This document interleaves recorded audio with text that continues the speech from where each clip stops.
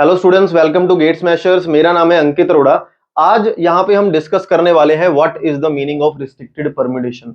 Restricted permutation होती क्या है, कौन कौन से तीन टाइप के ऐसे फॉर्मूलाज हैं जिनके बारे में रिस्ट्रिक्टेड परम्यूटेशन के अंदर बात की जाती है, और क्या उन फॉर्मूला को याद रखने की नीड भी है या नहीं है।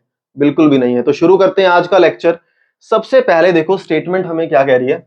स्टेटमेंट कहता है permutation of n different things taken all at a time where p things are occur together. तो आपको इस फॉर्मूला का यूज करना है। अब इसका मीनिंग क्या हुआ, सबसे पहले इसका मीनिंग समझते हैं।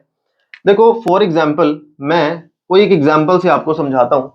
ये कहता है कि अगर एन चीजें हो रही हैं, मतलब n total number of the things हैं जिनमें से p things are always occur together, कुछ चीजें इकट्ठी बैठ रही हैं, तो आपको इस फॉर्मूला का यूज करना पड़ेगा। एक सिंपल एग्जांपल लेते हैं।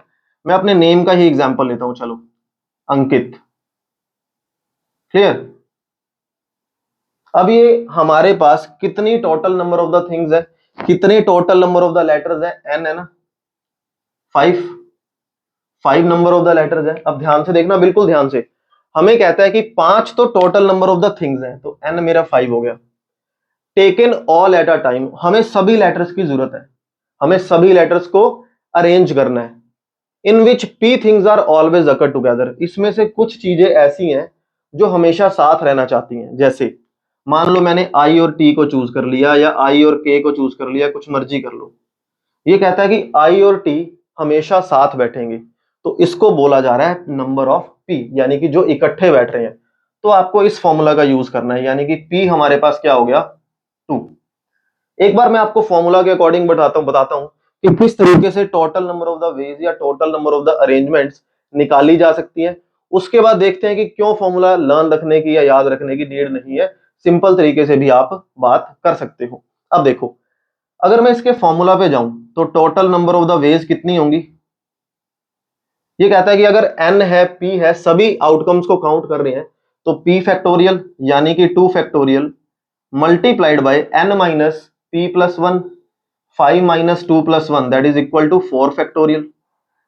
तो आंसर कितना आ जाएगा, n माइनस 5 माइनस 3 प्लस 1। ठीक है, तो 2 फैक्टोरियल इज 2, 4 फैक्टोरियल इज 24। तो कह रहा है कि 48 ऐसे वर्ड्स बनेंगे, या 48 तरीकों से वो काम किया जा सकता है जब अंकित के सारे लेटर्स का यूज करके हम वर्ड बना पाए जहां पे आई और टी हमेशा इकट्ठा बैठेगा। ये तो हुई फॉर्मूले की बात। अब फॉर्मूला भूल जाओ, हम ये अप्रोच लगाने ही नहीं वाले क्वेश्चंस के अंदर। अभी तक मैं आपको बेसिक्स ही बता रहा हूं। इससे नेक्स्ट वीडियो के अंदर हम डिस्कस करेंगे जो लेक्चर 1 2 3 हमने कर लिए, उसके ऊपर कैसे कैसे क्वेश्चंस बन सकते हैं। देन लाइव चलेंगे। देखो total number of the veg निकाले मैंने 48 इस मेथड से। मेरी जो अप्रोच होगी अब क्वेश्चंस में, हमारी जो अप्रोच होनी चाहिए, देखो total number of the letters है कितने, 1 2 3 4 5, लेकिन वो क्या बोल रहा है, आई और टी को हमेशा इकट्ठे बिठाओ। तो जिसको इकट्ठे, अकर टुगेदर, जिसको इकट्ठे बिठाना हो उसको एक मान लो। तो 1 2 3 4, 4 लोग कैसे अरेंजमेंट करेंगे, 4 फैक्टोरियल। 4 लोग कैसे अरेंजमेंट करेंगे, 4 फैक्टोरियल। या इसको चाहो तो आप ऐसा भी तो लिख सकते हो, 4 लोग हैं, 4 ही सीटें हैं, तो 4p4 total number of the arrangement. चाहे आप फैक्टोरियल का यूज करो, चाहे आप परम्यूटेशन का यूज करो, चाहे आप सिंपल कैलकुलेशन का यूज करो, 4 3 2 1, दैट इज योर विश। अब हमने ये अरेंजमेंट तो कर दी, लेकिन ये क्या बोल रहा है, आई और टी हमेशा इकट्ठा बैठना चाहिए। तो ऐसा भी तो हो सकता है ना कि आई टी के पीछे हो, या टी पहले हो, आई बाद में हो। तो दो लेटर कितने तरीकों से घूमेंगे, आपस में कैसे अरेंजमेंट चेंज कर सकते हैं, मल्टीप्लाइड बाय 2 फैक्टोरियल। अगर यहाँ पे 3 लेटर होते तो ये 3 तरीकों से आपस में घूमते। तो यहाँ पे क्या आ जाएगा, 2 ही लेटर है, 2 ही सीटें हैं, 2p2, जैसे मर्जी कर दो, एक ही बात है। अब यहाँ पे आंसर क्या आया, 4 फैक्टोरियल मतलब 24। तो 24 इंटू में टी कितना आ गया, 42 कितना आ गया, 48 डेज। यानी कि 48 तरीकों से काम किया जा सकता है। इसलिए मैंने आपको बोला फॉर्मूला याद रखने की जरूरत नहीं है। आज इस वीडियो के अंदर मैं सिर्फ आपको बता रहा हूं किस तरीके से हम आने वाले क्वेश्चंस में अप्रोच लगाने वाले हैं, अगर हमें हमारा क्वेश्चन जल्दी से जल्दी निकालना है, जल्दी से जल्दी सॉल्व आउट करना है, तो ये बेस्ट अप्रोच है अकर टुगेदर वाले क्वेश्चन के लिए। यहां तक क्लियर हुआ। अगर ये 3 लेटर इकट्ठे होते, फॉर एग्जाम्पल यहां पे अगर ये 3 लेटर होते, ये बोलता आई टी और के, ये 3 लेटर हमेशा इकट्ठे बैठ रहे हैं, तो इनको आप क्या करोगे, एक मान लोगे।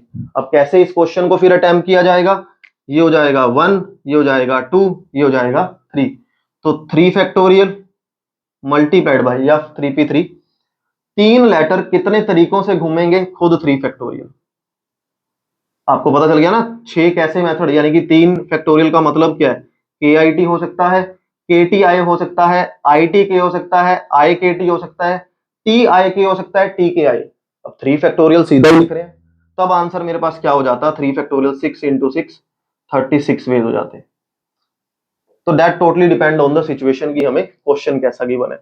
तो पहला केस तो हमने पढ़ लिया, जब चीजें इकट्ठी बैठ रही होंगी तब हम किस मेथड का यूज करेंगे। अब आ जाओ दूसरी चीज पे। दूसरा रिस्ट्रिक्टेड परम्यूटेशन का फॉर्मूला कहता है permutation of n different things, n चीजें कुछ हो रही हैं, taken are at a time, उसमें से हमें सारी नहीं चाहिए। मैंने अंकित के सारे लेटर्स का वर्ड यूज किया था, लेटर्स को यूज किया था, हमें उसमें से सारी नहीं चाहिए, आर चाहिए।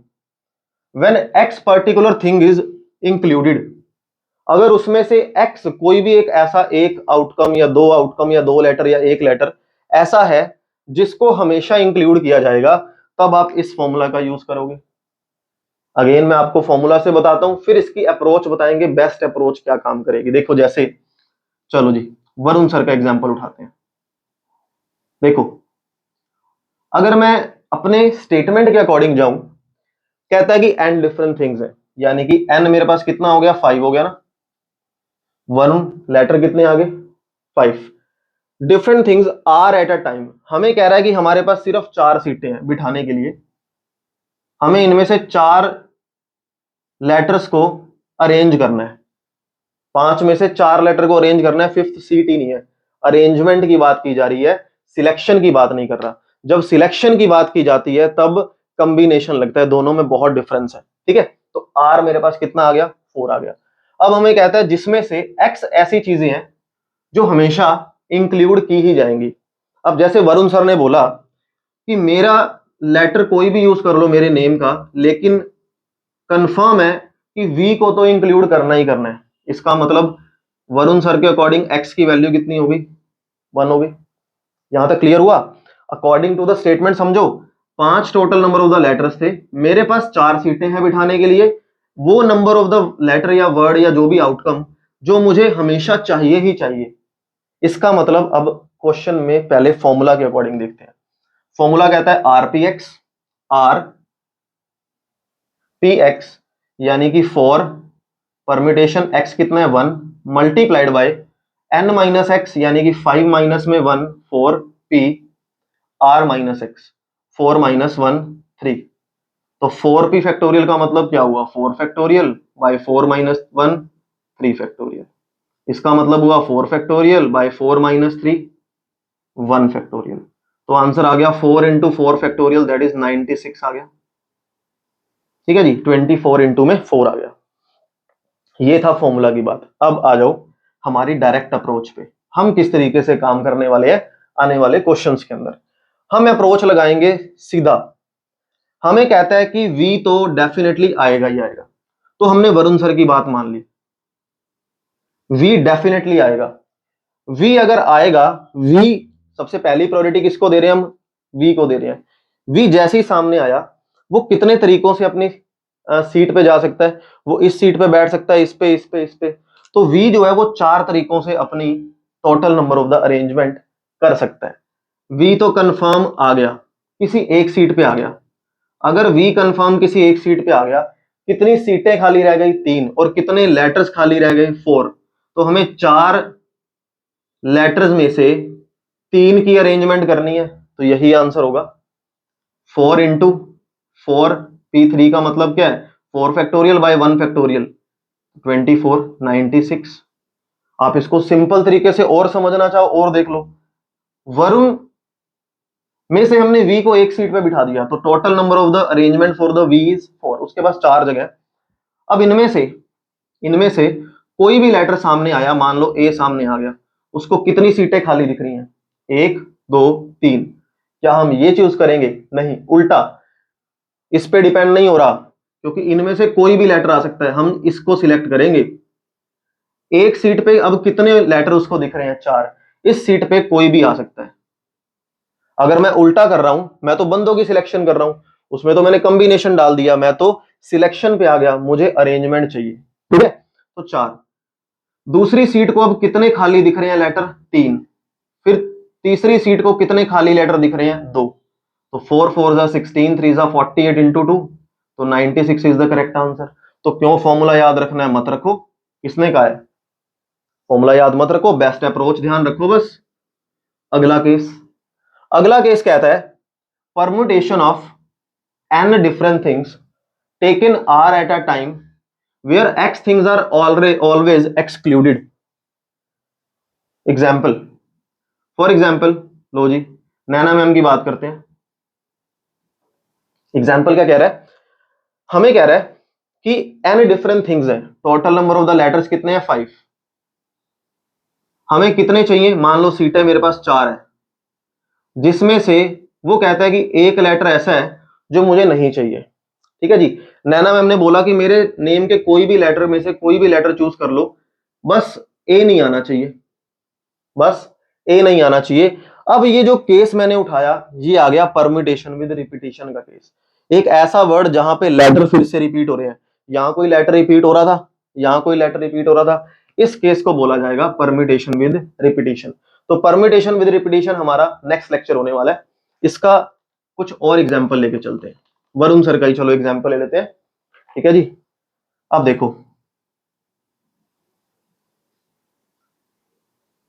अब हमें कहता है n टोटल 5 लेटर्स है, मींस 5 डिफरेंट थिंग्स है, टेकन 4 एट अ टाइम। हमें 4 चीजें चाहिए, मतलब हमारे पास वही 4 सीटें हैं बिठाने के लिए। वरुण सर ने बोला एक लेटर कभी भी नहीं आएगा, एक्सक्लूड कर दिया गया। उन्होंने बोला कि n को एक्सक्लूड कर दो, n कभी भी नहीं आएगा। Total number of the letters 5, सीटें 4, एक्सक्लूड कर दिया एक लेटर को। तो फॉर्मूला के according n minus x p r, n कितना है? 5, एक्स कितना है? 1, 5 माइनस 1 4, पी आर कितना है? 4। 4p4 का मतलब क्या हुआ? 4 factorial by 4 minus 4 0 factorial, that is equal to 24 ways हो गए। अब इसकी सिंपल अप्रोच क्या काम करेगी? 4 लेटर्स हैं, 4 ही सीटें हैं बिठाने के लिए, अरेंजमेंट के लिए, तो 4p4 is the correct answer. Again 24 is the correct answer. आप चाहे तो ऐसा भी कर सकते हो, पहली सीट है मान लो, उसके लिए 4 लेटर है, दूसरे के लिए 3 है, तीसरे के लिए 2 है, फिर 1 है, तब भी तो आंसर यही आएगा। क्लियर हो रही बात? तो इस फॉर्मूला को भी याद क्यों रखना है? तो हमेशा ध्यान रखना, जब भी मैं परम्यूटेशन के क्वेश्चन या जब भी आप एग्जाम में परम्यूटेशन के क्वेश्चन अटेम्प्ट करोगे, आपके माइंड में अप्रोच फॉर्मूला की नहीं होगी, खास करके permutation combination probability. Maximum to maximum जितने फॉर्मूलाज को भुला सकते हो, अप्रोच इजी कर सकते हो, कर लेना, क्योंकि कैलकुलस में इतने फॉर्मूलाज पहले ही हमने याद करने हैं। ठीक है ना? तो सबसे पहले जब कुछ डिफरेंट थिंग्स हो और सारे हम काउंट कर रहे हो और टुगेदर वाला केस आ जाए, अगर ऐसा कुछ चीज को इंक्लूड किया गया फिक्सली और कुछ चीजों को अगर एक्सक्लूड किया गया, तो किस तरीके से अटेम्प्ट यहां पे करोगे। अब यहां पे क्वेश्चंस उठाते हैं, मैं आपको 3 डिफरेंट टाइप ऑफ क्वेश्चंस बताता हूं, जिससे थोड़ा सा हमारा जो है वो और अच्छे से कॉन्सेप्ट क्लियर हो जाएगा। जैसे क्वेश्चन नंबर 1, क्वेश्चन नंबर 1 आपके पास स्क्रीन पे शो हो रहा है। क्वेश्चन नंबर 1 की स्टेटमेंट है, a student wants to arrange 3 economics book. Question number 1 क्या कहता है? 3 इकोनॉमिक्स की बुक है एंड 2 हिस्ट्री बुक्स, 2 हिस्ट्री की बुक्स है एंड 4 इंग्लिश बुक्स। एक स्टूडेंट है, वो इन बुक्स को शेल्फ पे अरेंज करना चाह रहा है, books on a shelf if the books on the same subject are different. Repetition, permutation with repetition अलग टॉपिक है, बताऊंगा। यहां पे वो कह रहा है ये जो तीनों इकोनॉमिक्स की बुक है ये अलग अलग है, सेम बुक नहीं है, ये भी अलग अलग है, ये भी अलग अलग है। अगर सेम होती तो लिखा आता आइडेंटिकल, वहां परम्यूटेशन विद रिपीटेशन लगाते, जो कि नेक्स्ट टॉपिक है। फिर कहता है नंबर ऑफ पॉसिबल अरेंजमेंट बताओ कि ये किस तरीकों से शेल्फ पे अरेंज हो सकती है। क्या सारी बुक डिफरेंट है? क्या हमें सारी बुक चाहिए? सारी बुक्स डिफरेंट है, हमें सारी बुक्स चाहिए। Simple approach, total number of the books are 9, तो सीधा आंसर क्या हो जाएगा? 9 factorial is the correct answer. 9 चीजें 9 सीटों पे कैसे बैठेंगी, 9p9 मेथड से बैठेंगी। और 9p9 का मतलब क्या है, 9 फैक्टोरियल ही तो आंसर आ जाएगा। आई होप अच्छे से क्लियर हुआ। 4 तो 3 7 और दोनों। सेकंड पार्ट की बात करो। सेकंड पार्ट कहता है number of the possible arrangement when all the books of particular subject are to be together. बहुत प्यारा क्वेश्चन है। कहता है ये जो तुमने बुक्स चूज करी है ना, इकोनॉमिक्स की, हिस्ट्री की और इंग्लिश की, ये सारी की सारी बुक आपस में इकट्ठी बैठे। मतलब 3 इकोनॉमिक्स की बुक है तो ये तीनों इकट्ठी ही बैठेंगी, हिस्ट्री की इकट्ठी बैठेंगी, इंग्लिश की चारों इकट्ठी बैठेंगी। तो इसको एक सेट मान लो, इसको एक सेट मान लो, इसको एक सेट मान लो।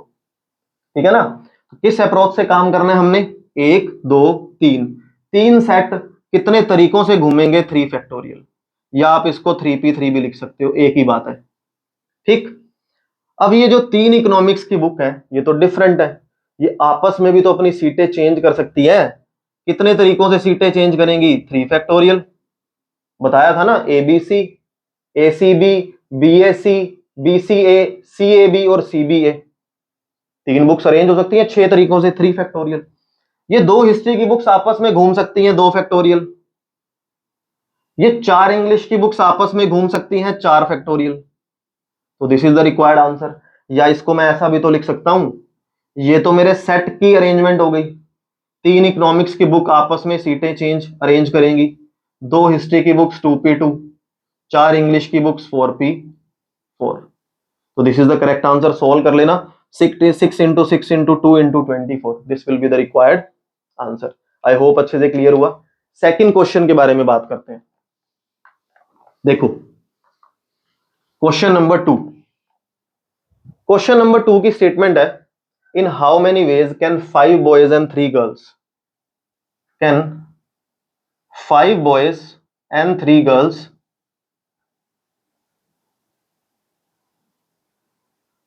Arranged so that no 2 girls are sit to. ये क्वेश्चन आपको इजी लगेगा, लेकिन एक बात सुन लेना, मैं इस क्वेश्चन को 2 अप्रोच से उठा सकता हूं।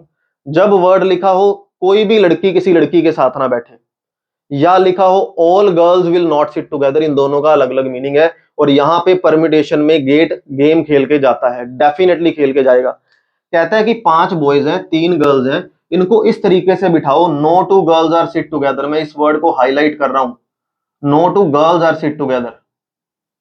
ठीक है, आर सिट टुगेदर, इस लाइन को हाईलाइट कर लेना। अगर यहां पे आता ना all girls will not sit together, question बदल जाता। यहां पे कह रहा है कोई भी लड़की किसी लड़की के साथ नहीं बैठेगी। सेम मेथड मैंने अगले क्वेश्चन के अंदर उठाया, अगले क्वेश्चन को समझाने के लिए दोनों अलग अलग टाइप लिए, उससे आपको अच्छे से समझ आएगा। अब देखो, जब भी केस आ जाए कोई भी 2 चीजों को इकट्ठे नहीं बिठाना, तब आपने क्या करना है, कोई भी 2 चीजों को, ऑल नहीं समझा रहा मैं, ठीक है ना। आप क्या करो, जिनको इकट्ठे नहीं बिठाना उनको छोड़ दो, बाकी सभी को बिठाओ। उनको छोड़ दो, मैं बेस्ट अप्रोच बता रहा हूं जो लगानी है हमने, ठीक है ना। बाकी सभी को बिठाओ।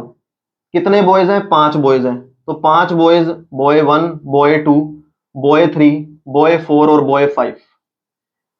5 बॉयज कितने तरीकों से बैठ सकते हैं, 5 फैक्टोरियल या 5p5, एक ही बात है, एक ही बात है।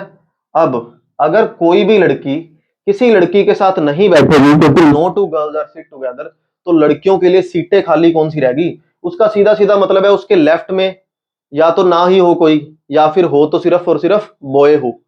तो इधर भी लड़की बैठ सकती है, इधर भी लड़की बैठ सकती है, इधर भी बैठ सकती है, इधर भी बैठ सकती है, यहां भी बैठ सकती है, यहां भी बैठ सकती है। अब आपके मन में डाउट आएगा यहां पे कैसे बैठ जाएगी। अगर यहां पे गर्ल बैठ गई, यहां बैठ गई, यहां बैठ गई, ये 3 स्पेस खाली रह गए, ये 3 बॉयज इकट्ठे बैठ गए, कोई बात नहीं, इसने बोला थोड़ी है कि बॉयज को इकट्ठे बिठाओ ना बिठाओ, गर्ल्स इकट्ठी नहीं बैठनी चाहिए। अगर 2 गर्ल्स यहां बैठ गई, एक यहां बैठ गई, तो ये सीट खाली रहेगी, ये सीट खाली रहेगी, कोई बात नहीं, ठीक है। तो टोटल नंबर ऑफ द कितने तरीकों से, कितने तरीके हैं लड़कियों के पास इकट्ठे बैठने के, 6। तो अब देखो गर्ल्स हैं कितनी, 3। सिंपल वे जो बोलता है, सिंपल वे बोलता है, ये 5p5 में यहां लिख रहा हूं, पहली गर्ल सामने आई, उसको कितनी सीटें दिख रही हैं, 6 सीटें दिख रही हैं। अब मान लो वो इस सीट पे बैठ गई, दूसरी गर्ल सामने आई, उसको कितनी सीटें दिख रही हैं? 5 सीटें दिख रही हैं। यहां मान लो बैठ गई। अब दूसरी गर्ल सामने आई, उसको कितनी सीटें दिख रही हैं? 4 सीटें दिख रही हैं। तो this is the correct answer. आप ऐसा करो ना, यहां पे आप बोलो कि सर 1 सीट है और 3 गर्ल्स हैं, 3-2-1 कर दो, वो गलत हो गया। ये सिचुएशन एक अलग सिचुएशन थी, ये सिचुएशन एक अलग सिचुएशन है, ठीक है। इस सिचुएशन के अंदर गर्ल्स को बिठाया जा रहा है। वहां पे मैंने आपको समझाया था कि वहां पे सीटों के पास ऑप्शन थे, क्योंकि 5 में से 4 लोग चूज करने थे। जो मैंने वरुण वाला एग्जांपल लिया था, यहाँ पे सीटें हमारे पास एक्स्ट्रा है 6 और लोग कम है, दोनों में डिफरेंस आ गया।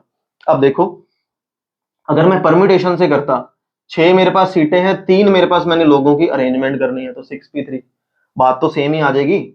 ये हो जाएगा 120 इंटू 30 इंटू में 4, 120। तो आंसर मेरे पास क्या आ गया? 14400 is the correct answer.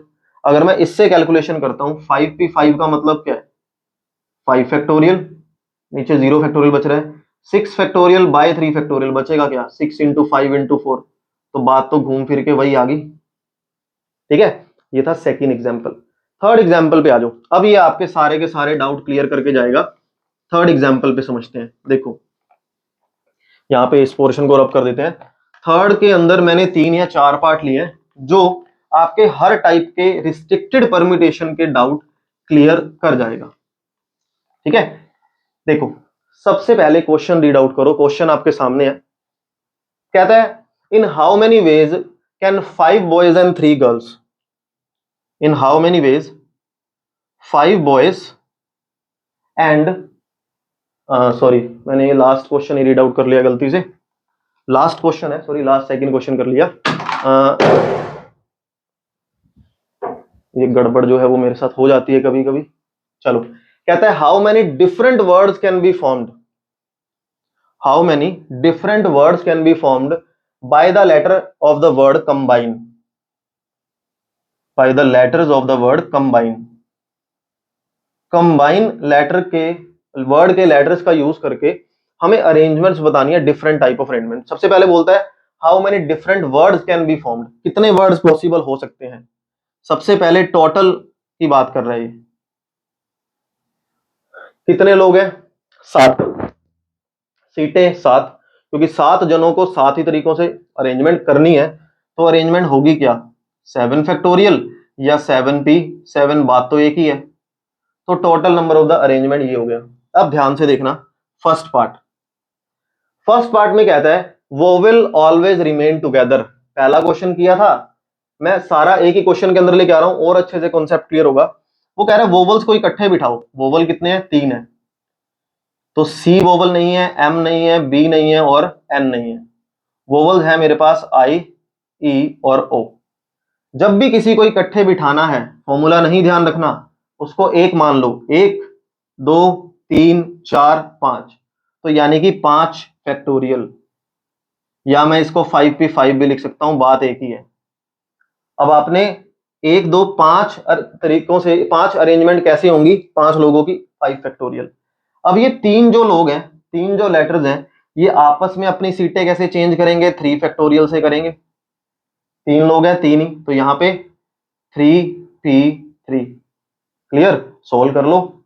5 factorial मतलब 120, 120 इंटू में 6, आंसर कितना आ गया? 720 is the correct answer. Clear? Second part पे आ जाते हैं। सेकंड पार्ट कहता है ऑल वोवेल्स नेवर अकर टुगेदर। सेकंड और थर्ड पार्ट ध्यान से सुन लेना। वो कहता है कि सारे वोवेल्स इकट्ठे ना बैठे कंबाइन में। जब भी ऐसा क्वेश्चन आ जाए कि सारी चीजें इकट्ठे ना बैठे, हम क्या करेंगे? उनको इकट्ठा बिठा देंगे। हम क्या करेंगे? उनको इकट्ठा बिठा देंगे। आई ई ओ। थोड़ा सा ध्यान से समझना जो मैं बोलने की कोशिश कर रहा हूं। यहां पे total number of the arrangement combine से कितनी हो सकती थी? 7 फैक्टोरियल, यानी कि 7 मेंबर्स इस तरीके से अपनी अरेंजमेंट कर सकते हैं। Total number of the arrangement कितनी हो सकती थी जब 3 वोवल्स, यानी कि सारे वोवल्स आपस में इकट्ठे बैठे हैं? 5 factorial into 3 factorial, 1 2 3 4 5 factorial into 3 factorial. तो 5 फैक्टोरियल इंटू 3 फैक्टोरियल, यहां पे मैं स्पेशल लिख रहा हूं, मैं ऑल की बात कर रहा हूं। ठीक है ना। ये वो टोटल नंबर ऑफ अरेंजमेंट है जो कंबाइन लेटर से हो सकती है। ये वो टोटल नंबर ऑफ अरेंजमेंट है जब सारे वोवल इकट्ठे बैठेंगे, सारे, ठीक है। तो टोटल नंबर ऑफ अरेंजमेंट जब सारे वोवल्स इकट्ठे ना बैठे तो माइनस कर दो टोटल में से, 5 फैक्टोरियल कॉमन ले लो, ये क्या हो जाएगा 7 इंटू 6 इंटू 5 फैक्टोरियल, 7 6 42, आंसर कितना आया 3 फैक्टोरियल 6 हो गया, आंसर आ गया 120, और ये आ गया 42 माइनस में 6, 40 माइनस 4 दैट इज 36, तो इसको मल्टीप्लाई कर लो, that will be the required answer. Clear, ये मेरे पास आंसर आ गया। अब देखो थर्ड पॉइंट, अब कहता है थर्ड पॉइंट के अंदर no two vowels are together, कोई भी दो वोवल इकट्ठे नहीं बैठेंगे, सारे नहीं, कोई भी दो, सी एम बी एन आई ई ओ, कोई भी एक वोवल दूसरे के साथ नहीं बैठेगा। ये सिचुएशन बदल गई जब ऐसी चीज हमने करी थी बॉयज गर्ल्स वाला क्वेश्चन, जिसको इकट्ठे नहीं बिठाना उसको छोड़ो, बाकियों को बिठाओ। ये चार लेटर कितने तरीकों से बैठेंगे, 4 फैक्टोरियल तरीकों से बैठेंगे। बाकी बचे हुए कितने वोवल्स रह गए, 3, कोई भी एक वोवल किसी के साथ नहीं बैठेगा, तो वोवल के पास सीटें कितनी रह गई, 4, 5 सीटें, 5 सीटें रह गई। पहला वोवल सामने आया, उसको 5 सीटें दिख रही हैं, दूसरे को 4 दिख रही हैं, तीसरे को 3 दिख रही हैं, या फिर टोटल नंबर ऑफ सीट 5 है और टोटल मेंबर्स कितने हैं 3, बात तो एक ही है। ये हो गया 24 इंटू 5 120, 120 इंटू में 12 इज द करेक्ट आंसर, यानी कि 1440 इज करेक्ट। आई होप अच्छे से क्लियर हुआ।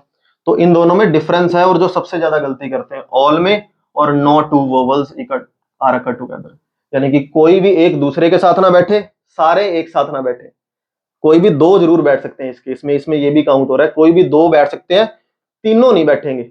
लास्ट पार्ट, फोर्थ पार्ट की बात कर रहे हैं। फोर्थ पार्ट है वोवल्स में ऑक्यूपाई ऑड प्लेसेस, जो टोटल नंबर ऑफ लेटर कितने हैं, 1 2 3 4 5 6 7, 7 लेटर हैं, 1 2 3 4 5 6 7। वो कह रहा है जो वोवल्स है ना वो हमेशा ऑड प्लेसेस पे बैठेंगे। ऑड प्लेस का मतलब क्या है, odd place, even place, odd, even, odd, even, odd, first second third fourth fifth, unit place से स्टार्ट होता है। पहले वोवल्स को हमने ऑड प्लेसेस पे बिठाना है। ऑड प्लेसेस हैं कितनी, 4, 4 वोवल्स, 4 सीटें और वोवल 3, ये तो बहुत नाइंसाफी है। ठीक है, 4p3, या इसको ऐसा भी लिख सकते हैं 4p3 की बजाय पहला वोवल सामने आया, उसको 4 सीटें दिख रही हैं, दूसरे को 3 दिख रही हैं, अगले को 2 दिख रही हैं। इससे भी सोल्व कर लो, बात तो वही आएगी। 4p3 का मतलब क्या हो जाएगा, 4 फैक्टोरियल बाय 4 माइनस 3 फैक्टोरियल। ठीक है, आना वही है। अब देखो बाकी बची हुई सीटें कितनी रहेगी। अब तुम कहोगे सर सीटें तो 1 2 3, 3 सीटें रहेगी, लेकिन लेटर्स 4 रह गए। नहीं बेटा, 3 वोवल है, 3 तो ऑड प्लेस पे बैठ गए होंगे, कोई ना कोई एक ऑड प्लेस तो फिर भी खाली रह गया होगा। तो अब 4 सीटें खाली रहेगी, 4 ही लेटर हैं, तो 4p4, या सिंपल वे में देखा जाए तो सीधा 4 फैक्टोरियल, बात तो एक ही है। ठीक है, तो आंसर मेरे पास कितना आ गया, 24 into 24, 576 is the correct answer. तो आज जो हमने डिस्कस किया वो था रिस्ट्रिक्टेड परम्यूटेशन के कौन कौन से फॉर्मूलाज होते हैं और क्यों हमने उन फॉर्मूलाज को लर्न नहीं करना, और कौन कौन सी अप्रोच हम हमारे न्यूमेरिकल्स के अंदर यहां पे यूज करने वाले हैं। उन सारी चीजों के बारे में हमने बात की। अब जो नेक्स्ट लेक्चर हमारे पास आने वाला है, इन 3 वीडियोस पे जितने भी numericals, different type of numericals बन सकते हैं उसके बारे में बात करेंगे। Then will arrange your live class, उसके बाद हम लाइव क्लास के अंदर डिस्कस करेंगे। देन हमारा फोर्थ टॉपिक स्टार्ट करेंगे। जो भी चीजें यहाँ पे करने वाले हैं बहुत ज्यादा अच्छे से, बहुत तरीके से डिटेल में करने वाले हैं। हर एक सिंगल वीडियो आपको विद हैंड रिटन नोट्स मिलेगी, अगर मैं बेसिक कॉन्सेप्ट्स को आपको करवा रहा हूं। अदरवाइज अगर न्यूमेरिकल वीडियो तो आपको वर्कशीट डिस्क्रिप्शन बॉक्स के अंदर लिंक मिल जाएगा। मिलते हैं अगली वीडियो के अंदर, परम्यूटेशन विद रिपीटेशन को समझेंगे नेक्स्ट लेक्चर के अंदर। कल मिलते हैं सेम टाइम सेम जगह अगले दिन। Have a good day to all of you, bye bye bye.